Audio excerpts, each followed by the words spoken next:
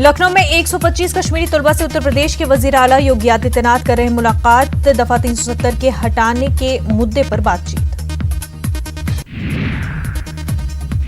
अखाड़ा परिषद ने चिन्मयानंद को अखाड़े से खारिज करने का किया ऐलान। चिन्मयानंद किसी भी अखाड़े की मीटिंग में नहीं हो सकेंगे शामिल। अखाड़े के महंत राम सेवक पुरी ने दी जानकारी।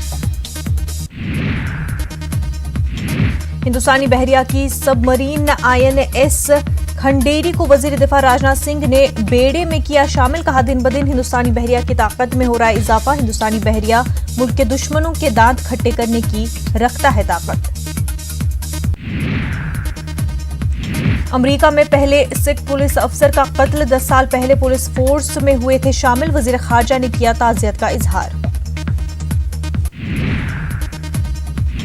अक़वाम मुत्तहिदा में पाकिस्तान के वज़ीर-ए-आज़म इमरान खान ने कश्मीर का जिक्र करते हुए जंग की धमकी दी है, जिस पर वज़ारत खारजा की फर्स्ट सेक्रेटरी विदिशा माइत्रा ने हिंदुस्तान का मौक़िफ़ रखा है और कहा है कि इमरान खान ने तदब्बुर का मुज़ाहरा नहीं किया। वादी के कई इलाकों में आज भी दफा 144 नाफिज। अमन और कानून को बरकरार रखने के लिए सिक्योरिटी अलर्ट पर बीती रात श्रीनगर में फोर्सेज और नौजवानों के दरमियान हुई झड़पें। जम्मू कश्मीर के जिला रामबन में सिक्योरिटी फोर्सेज और मिलिटेंटों के दरमियान एनकाउंटर जारी। दोनों जानिब से गोलियों का हो रहा है तबादला।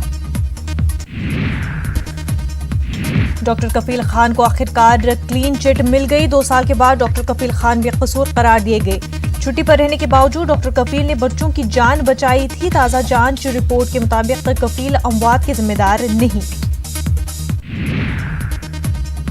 जम्मू कश्मीर के जिला बडगाम से ताल्लुक रखने वाले सीनियर हुर्रियत लीडर और अंजुमन शरई शियान के सदर आगा सईद हसन अल मौसवी की रिहाइशगाह पर आतिशज़दगी का वाकया पेश आया।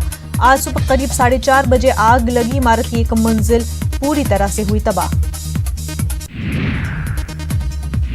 एनसीपी लीडर अजीत दादा पवार ने असेंबली की रुकनियत से दिया इस्तीफा। स्पीकर हरिभाऊ बागड़े ने इस्तीफा किया कबूल।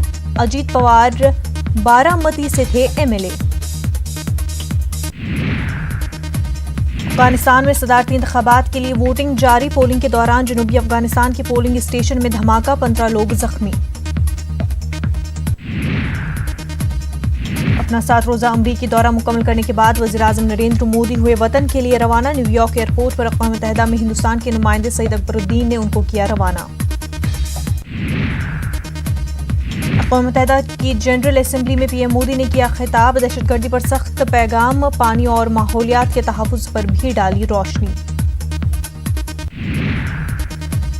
वज़ीर-ए-आज़म ने कहा बदउनवानी रोक कर हमने बचाए $20 बिलियन। हमारी पॉलिसी सबका साथ, सबका विकास, सबका विश्वास।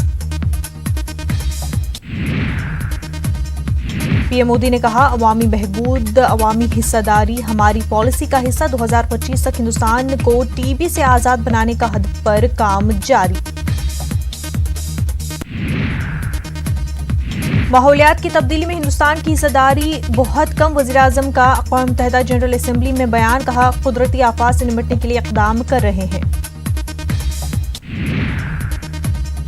PM मोदी ने कहा UN पीस कीपिंग में हिंदुस्तान की हिस्सेदारी सबसे ज्यादा। हिंदुस्तान ने पूरी दुनिया को दिया है अमन का पैगाम। सिंगल यूज प्लास्टिक के खिलाफ तहरीक चलाने का वज़ीर-ए-आज़म ने किया जिक्र। कहा हिंदुस्तान की कोशिशें पूरी दुनिया के ख्वाबों के लिए हैं। अमेरिकी सदर डोनाल्ड ट्रंप ने मुआखज़े की कार्रवाई को मजाक करार दिया। अमेरिका के ऐवान नुमाइंदगान की स्पीकर नैन्सी पेलोसी ने सदर ट्रंप के मुआखज़े की कार्रवाई शुरू करने का ऐलान किया। सऊदी अरब सयाहत को फरोग देने के लिए है कोशा। नई सयाहती पॉलिसी के तहत पहली बार सयाहती वीजा जारी करने का किया ऐलान।